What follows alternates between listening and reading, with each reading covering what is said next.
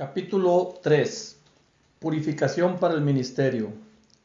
Su intención era perfeccionar y equipar plenamente a los santos, su pueblo consagrado, para que hicieran la labor de ministrar hacia la edificación del cuerpo de Cristo, la Iglesia. Efesios 4:12, Biblia amplificada. Los 5 ministerios se dan para equipar a los santos para la obra del ministerio. ¿Qué significa exactamente equipar a alguien para hacer el ministerio? Muchas veces en la iglesia entrenamos a las personas para realizar tareas y eso lo llamamos equipar. Pero he descubierto que la mejor forma de equipar y edificar es introducir a las personas y fortalecerlos en el Señor de la obra, en lugar de concentrarse en la obra del Señor. En este tiempo, solo podemos hacer la obra del Señor si conocemos íntimamente al Señor de la obra. Una vez que las personas están en una relación íntima con el Señor, la obra, el ministerio, fluirá de esa relación.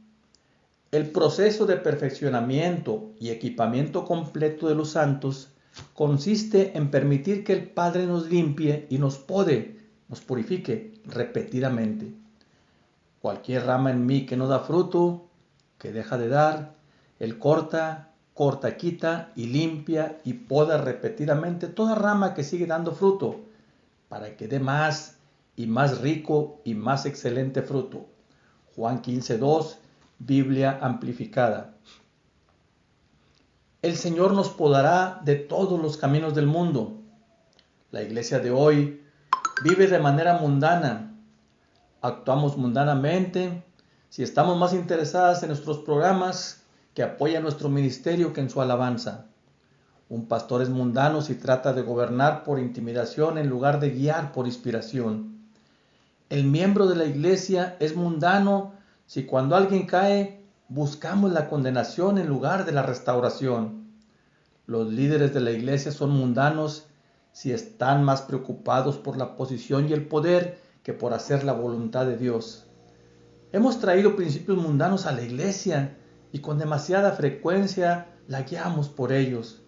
Representan los caminos del mundo, no los caminos de Dios. Hoy el llamado de los apóstoles y profetas se toma de Apocalipsis 18, 1 al 4. Después de esto vi a otro ángel descender del cielo con gran poder, y la tierra fue alumbrada con su gloria.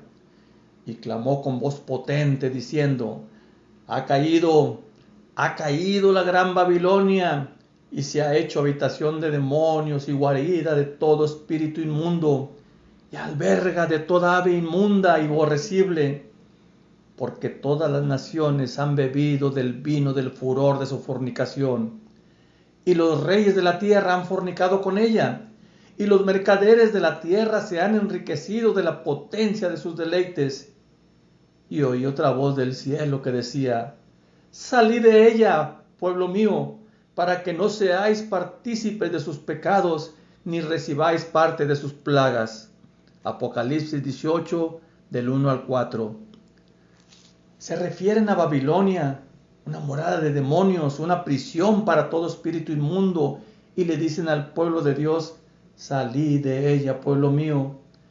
El mensaje para salir de Babilonia no se envía a los pecadores, sino a los santos. Salid de ella, pueblo mío, salid de Babilonia, para que no participes de sus pecados y no recibas sus plagas. Estamos llamados a salir de estos caminos mundanos y entrar en el reino del Señor. Debemos dejar Babilonia y seguir al Señor. ¿Qué significa seguir al Señor hoy? Él nos está llamando a reformar, reconfigurar y reestructurar la iglesia de estas formas mundanas en la estructura ordenada por Dios. Pablo detalla la estructura de liderazgo correcta de la iglesia en Efesios 4, del 11 al 13. Así como somos desafiados a salir de los caminos mundanos y construir la iglesia en el cuerpo de Cristo, unificados en la fe, llegando a la medida de la estatura de plenitud de Cristo. Para hacer eso, debemos rechazar la estructura mundana en la que un individuo se erige a sí mismo como la cabeza y la única fuente del cuerpo local. adoptamos una estructura de iglesia donde una pluralidad de liderazgo, apóstoles, profetas y maestros, así como los evangelistas y pastores tradicionales, equipa al cuerpo. Este liderazgo equipará y capacitará al cuerpo para el trabajo del ministerio. Cualquier cosa menos que esto no está cumpliendo la voluntad de Dios. No es seguir al Señor. No perfeccionará el cuerpo, no llegaremos a la unidad de la fe, no llegaremos al hombre perfecto, no llegaremos a la medida de la estatura de la plenitud de Cristo, no llegaremos a nuestro destino, la imagen de Cristo, y permaneceremos en nuestro estado actual, medido por la imagen de un solo hombre. Si Baal es Dios, si Babilonia es Dios, síguelo.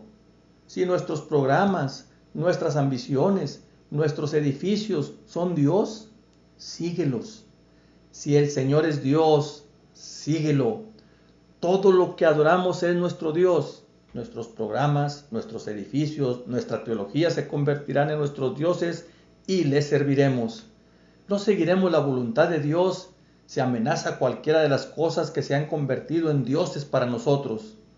No invitaremos a un apóstol o profeta a hablar en nuestra comunidad local por temor a que hable en contra de la estructura que estamos construyendo. Debemos buscar seguir la voluntad de Dios y construir la iglesia en su cuerpo. Entonces, Él es nuestro Dios. El primer principio para equipar el cuerpo para hacer la obra del ministerio es que debemos dejar todo camino mundano para seguir al Señor. El segundo principio es que debemos preparar el sacrificio. Dios quiere que nuestro sacrificio, nuestro ministerio a Él, sea puro. Prepara el sacrificio. Pablo nos dice que presenten sus cuerpos en sacrificio vivo, santo, agradable a Dios, que es su servicio razonable. Y no se amolden a este mundo, sino sean transformados por la renovación de su mente, para que puedan probar cuál es la buena y agradable y perfecta voluntad de Dios. Romanos 12, 1 y 2. Pablo nos dice que debemos ser un sacrificio santo, aceptable a Dios. En la siguiente oración nos dice cómo hacer esto. No os conforméis a este mundo, salid de ella, pueblo mío, salid de nuestros caminos mundanos. Pablo no estaba hablando con los no salvos, sino con los salvos, para que nuestro sacrificio sea santo y aceptable, puro para el Señor. No debemos conformarnos al mundo, sino salir de nuestros caminos mundanos. Apartarnos de los caminos mundanos en nuestro ministerio a Dios.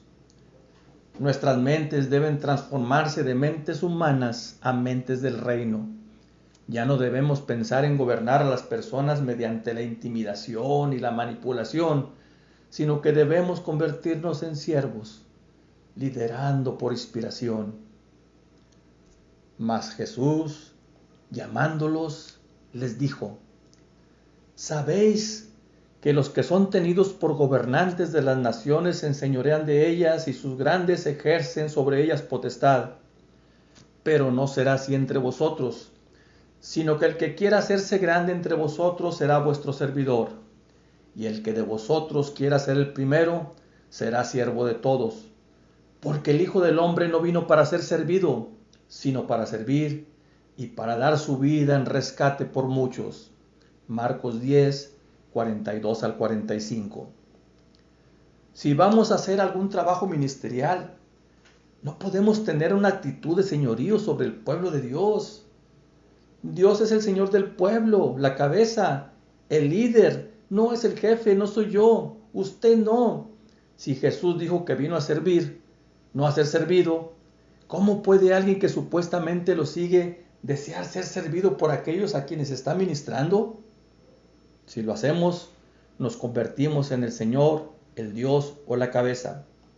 El hecho de que las personas hayan llegado a la posición de tener un corazón de siervo y el deseo de servir en el reino no significa que deban servir a un hombre. Deben servir a Dios de la manera en que Dios los ha llamado de manera única a servir. El rol del líder es inspirarlos, activarlos, dar dirección y supervisión a aquellos que quieren servir a Dios para que su potencial en Dios se maximice a través de su servicio a Él. No deben ser esclavos de un líder, pero el líder debe ser un siervo para ellos. Les sirve a través de un liderazgo, impartición e inspiración precisos. El rol del cuerpo es realizar el trabajo del ministerio. No es únicamente el rol del líder hacer el trabajo del ministerio, el de infundir la palabra de Dios. Es el rol del cuerpo. Los líderes los preparan para hacerlo. Activan los dones y los llamamientos de Dios en la vida de cada santo. Tenga en cuenta que la voluntad de Dios no es necesariamente promover el ministerio del líder, sino que la voluntad de Dios para cada individuo sea hecha, que cada individuo llegue a la imagen de Cristo. Si esta es también la visión del líder, entonces al seguir el plan de Dios, su propio ministerio también es completado. Solo un líder egoísta que busca promover su agenda sobre la de Dios resistirá la dirección del Espíritu Santo para servir a la gente. Un líder egoísta esclavizará a la gente a sus ambiciones. Las personas en el ministerio se dan cuenta de lo que es el verdadero ministerio, servir al pueblo de Dios. Cuanto más alto alcancen en el reino, más servirán a los demás. Y el que desee ser el primero será esclavo de todos. Ese es el plan de Jesús para el avance en el reino. Lo primero que cualquier persona que quiera hacer el trabajo ministerial debe darse cuenta es que no debemos enseñorearnos sobre las personas. Jesús dijo que eso es lo que hacen los gentiles. Esa es una estructura mundana. Jesús da un ejemplo más grande, que debemos servirnos los unos a los otros, porque ni aún el Hijo de Dios vino para ser servido, sino para servir. El Antiguo Testamento nos da un buen ejemplo de gente que se enseñorea sobre otros, versus el modelo de líder siervo. Saúl representa a un líder que se enseñorearía sobre su pueblo. Y refirió Samuel todas las palabras de Jehová al pueblo que le había pedido rey. Dijo pues, así hará el rey que reinará sobre vosotros. Tomará vuestros hijos y los pondrá en sus carros y en su gente de a caballo para que corran delante de su carro. Primera de Samuel 8, 10 y 11. Diezmará también vuestros rebaños y seréis sus siervos. Primera de Samuel 8, 17. Saúl representa un líder que continuamente se aprovechará de las personas que le sirven y los convertirá a todos en sus siervos. Dios no quería un líder así para Israel, pero debido a que insistieron, se dio y permitió que Saúl se convirtiera en rey. Compare esto con el ejemplo dado por David cuando se convirtió en rey de Israel. Y David danzaba con toda su fuerza delante de Jehová, y estaba David vestido con un efod de lino. Segunda de Samuel 6:14. Y cuando David había acabado de ofrecer los holocaustos y ofrendas de paz, bendijo al pueblo en el nombre de Jehová de los ejércitos, y repartió a todo el pueblo y a toda la multitud de Israel, así a hombres como a mujeres, a cada uno un pan y un pedazo de carne y una torta de pasas. Y se fue todo el pueblo, cada uno a su casa. Segunda de Samuel 6, 18 y 19. David representó el tipo de líder que Jesús nos llama a ser. En lugar de ordenarle a alguien que bailara en la celebración, se quitó sus túnicas reales y encabezó la procesión bailando ante el Señor. Él dio el ejemplo de cómo la gente debe adorar a Dios. Inspiró a la gente a adorar a Dios. En lugar de ordenar una ofrenda al pueblo, ofreció un sacrificio a Dios. Esto estableció un ejemplo para todo Israel de cómo debe sacrificarse a Dios. En lugar de tomar lo mejor de los campos, los viñedos y los rebaños de los israelitas, David dio lo mejor que tenía. Dio carne a cada familia en lugar de quitársela. Le dio pan para que comieran. Cualquiera que quiera servir en el ministerio de la iglesia debe seguir el ejemplo de David. Necesitamos dar a la gente. No buscamos que la gente nos compre algo, que haga algo por nosotros. Necesitamos seguir el ejemplo de David y dar algo a las personas a las que estamos ministrando. Jesús dijo que debemos ser leales a las personas a las que servimos, no al revés. Si siempre pensamos en lo que podemos obtener de los demás, en lugar de lo que podemos dar a los demás, estamos actuando como un gobernante gentil. Ningún ministerio en la iglesia es más grande que otro. Dios no hace acepción de personas. Un ujier es tan importante como un maestro. La persona que trabaja en la cabina de sonido es tan importante como un pastor. La única diferencia es que en uno ministramos a las necesidades físicas de las personas y en el otro a sus necesidades espirituales. El pastor está ahí para equipar y proteger. En realidad el ujier puede atender más las necesidades de la gente que el pastor. Se supone que cada miembro debe estar difundiendo el evangelio. Dios quiere que seamos siervos para que Él pueda probar cuál es la buena, aceptable y perfecta voluntad de Dios a través de nosotros.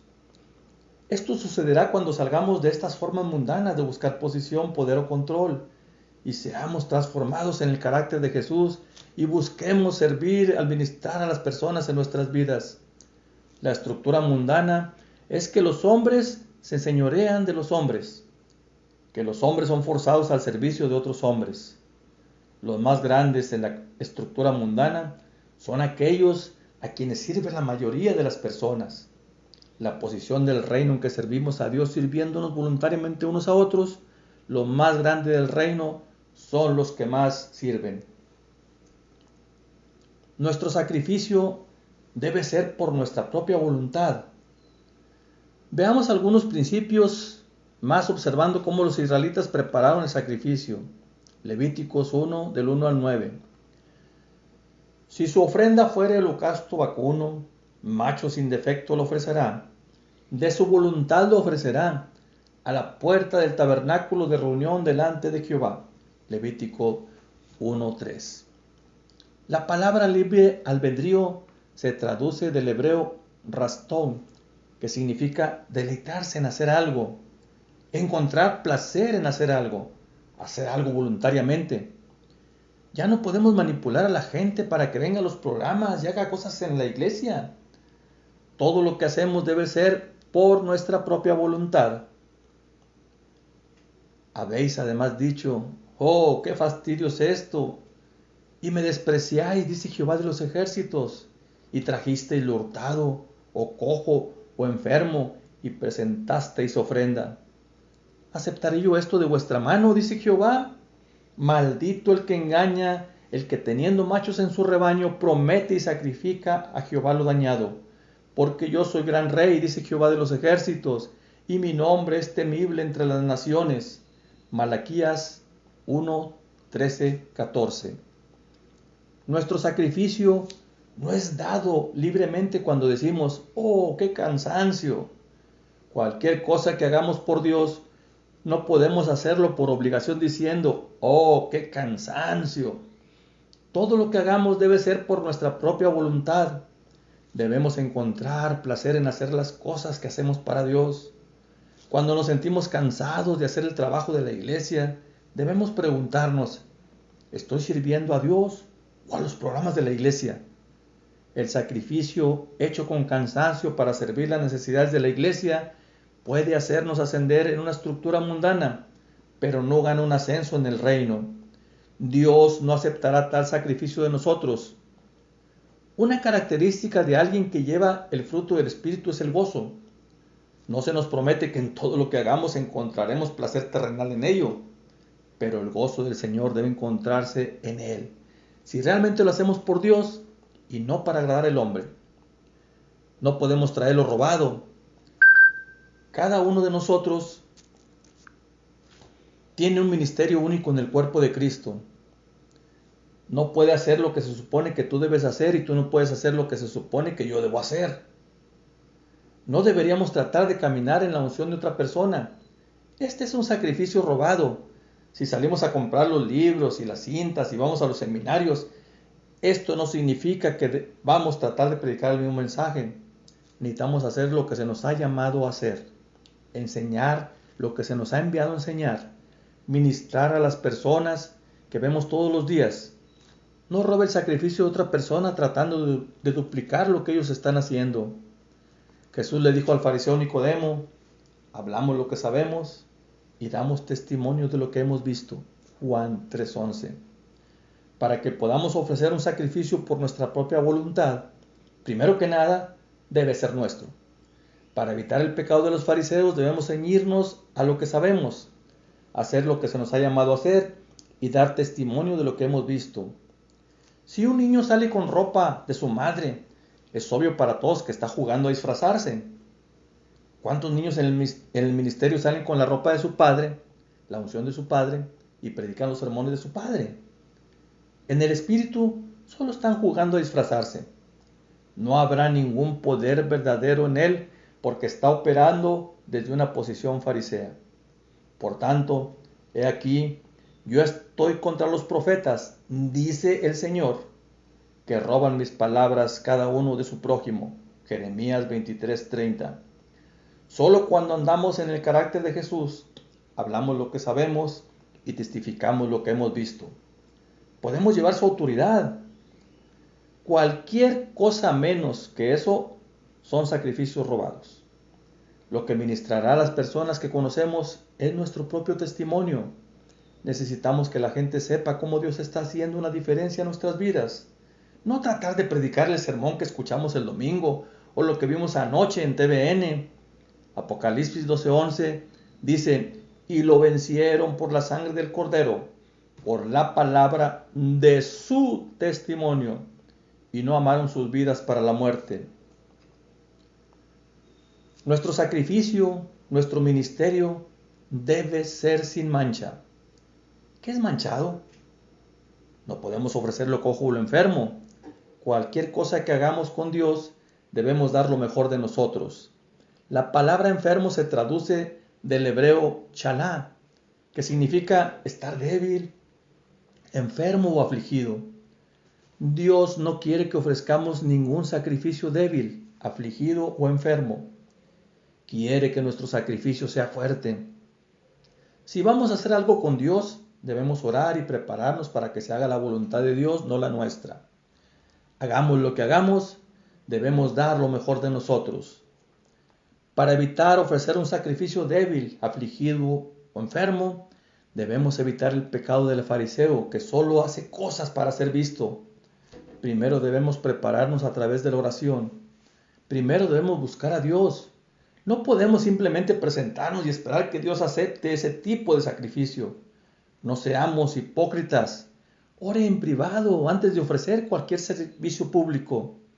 De esta manera, cuando oramos por alguien habrá poder detrás de eso. Hago oraciones poderosas basadas en la fe que proviene de pasar tiempo con Dios. No ofrezca oraciones débiles y enfermas. Esto se aplica no solo a la oración, sino a cualquiera que sea nuestro sacrificio espiritual. Nuestro ministerio debe ser purgado de ambición egoísta. Y lavará con agua los intestinos y las piernas, y el sacerdote hará arder todo sobre el altar. Holocausto es ofrenda encendida de olor grato para Jehová. Levítico 1-9. Debemos limpiar nuestro propio sacrificio, nuestro ministerio. Si un sacerdote hubiera ofrecido un sacrificio sin limpiarlo, habría tenido un olor fétido, no un aroma dulce para el Señor.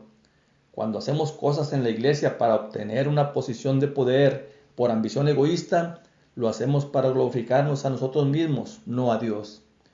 Tenemos que permitir que Dios nos limpie de estos caminos mundanos.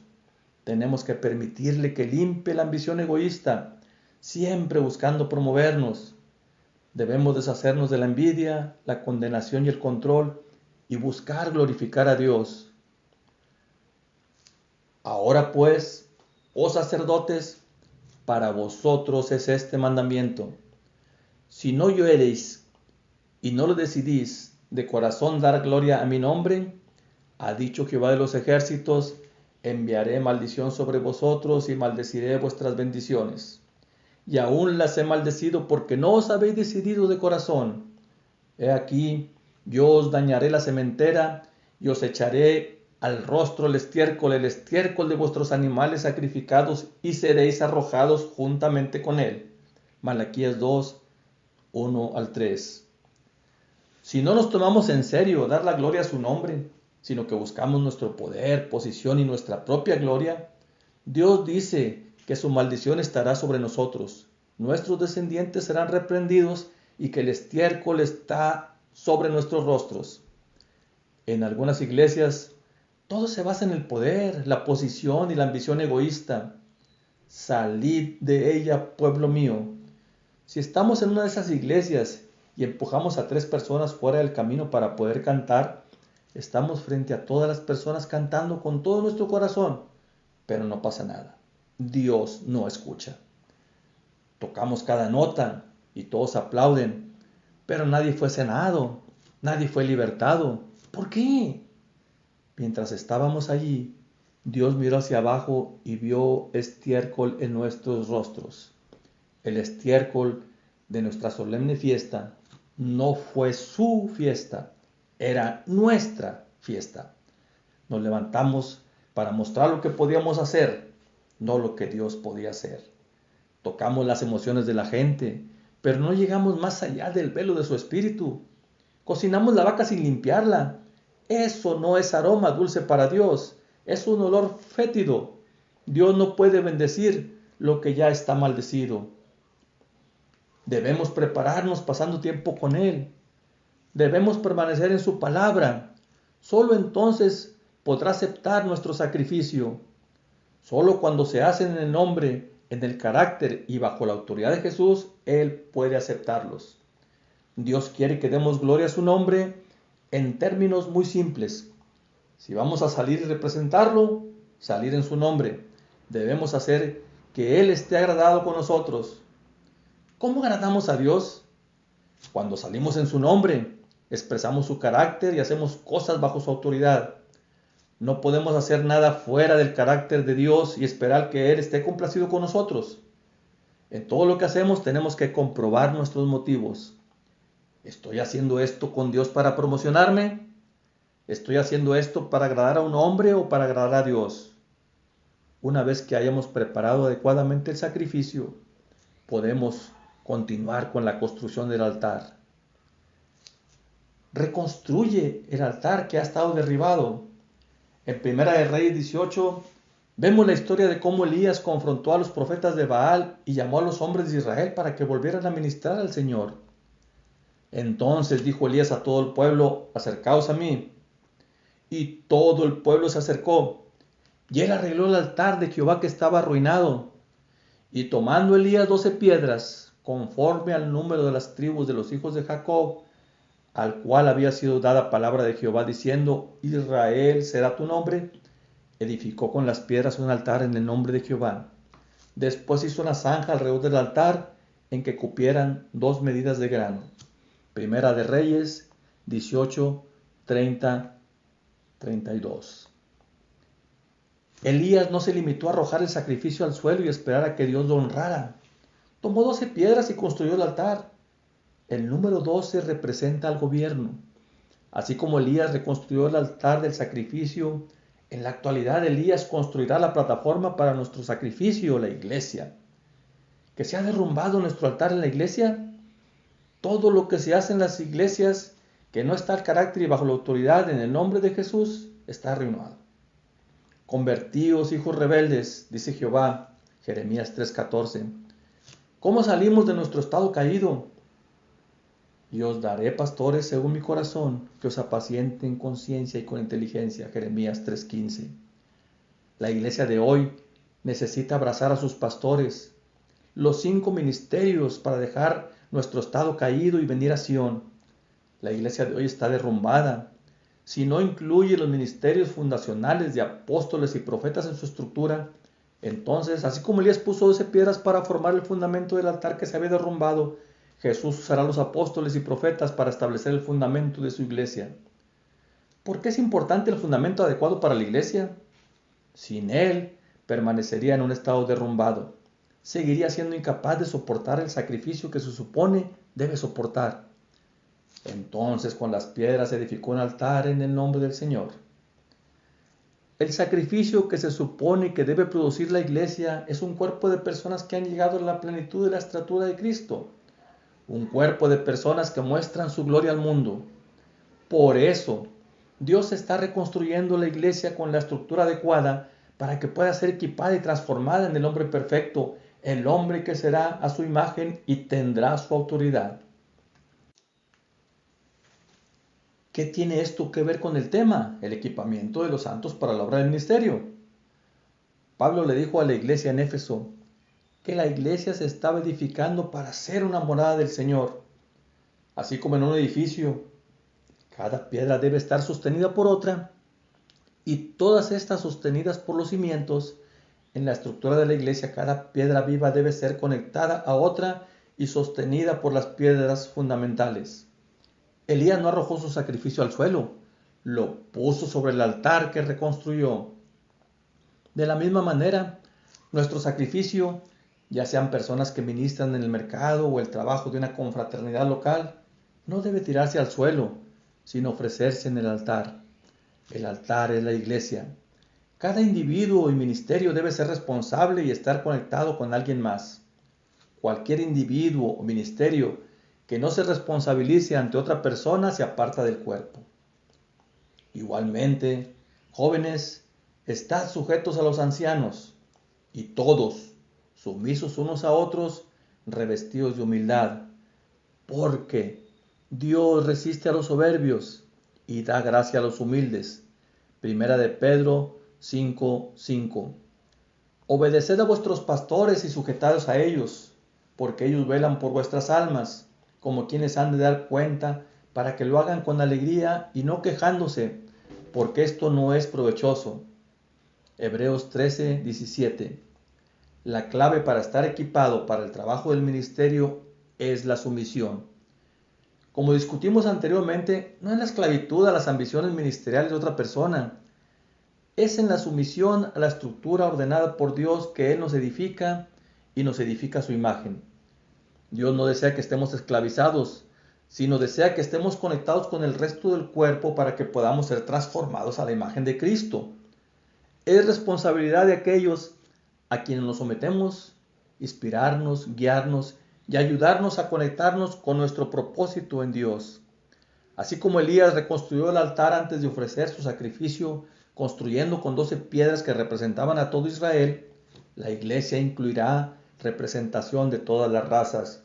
La iglesia reformada no se dividirá a lo largo de líneas raciales, culturales o incluso denominacionales, sino que se unirá con el suministro de cada articulación para crecer a la estatura de la plenitud de Cristo. Todas las prácticas en nuestro trabajo ministerial que no provengan directamente de Dios serán apagadas. Lo siguiente que hizo Elías fue verter agua sobre el sacrificio que había sido colocado correctamente sobre el altar. Esto se hizo para asegurar que no se encendieran fuegos artificiales, sino que cualquier fuego tendría que venir de Dios mismo. De la misma manera, Dios derramará el agua de su palabra sobre su sacrificio, la iglesia. La palabra saldrá para apagar todas las prácticas inspiradas por el hombre en la iglesia, destruirá todos los caminos del mundo, expondrá nuestros motivos para gobernar a las personas en lugar de servirlas, o nuestro deseo de intimidar en lugar de inspirar. Cualquier programa que establezcamos con nuestras mentes no resistirá la palabra de Dios. La palabra de Dios apagará a todos.